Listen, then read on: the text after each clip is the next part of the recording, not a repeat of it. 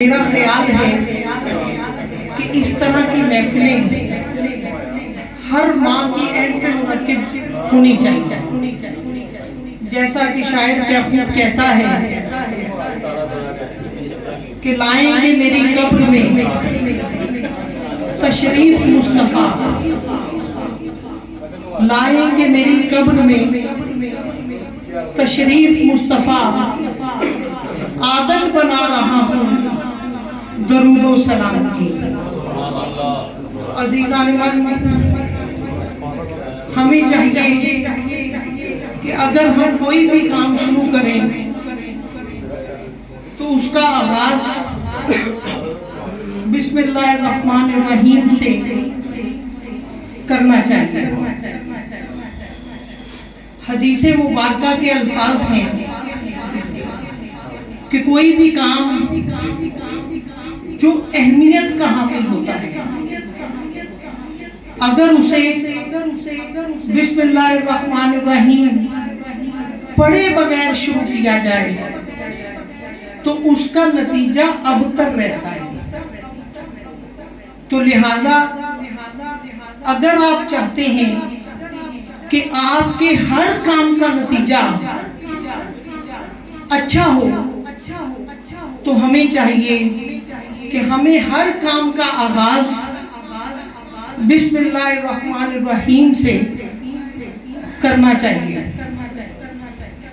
मैं हुजूर सल्लल्लाहु अलैहि वसल्लम की जिंदगी में पेश आने वाले एक वाकया के बारे में पढ़कर बहुत ज्यादा हैरान हुआ। हम तो बिस्मिल्लाह पढ़ते हैं खैर बरकत के लिए। आप सल्लल्लाहु अलैहि वसल्लम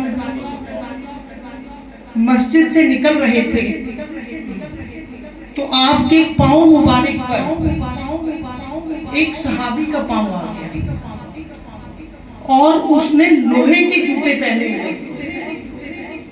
आप सोच सकते हैं कि अगर आपके पांव के ऊपर किसी का पांव आ जाए और उसने लोहे के जूते पहने हों तो कितनी तकलीफ होती है।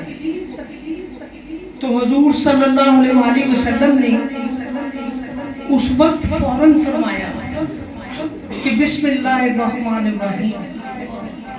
तो पता ये चला कि बिस्मिल्लाहिर्रहमानिर्रहीम पढ़ने से तकलीफ भी दूर होती है।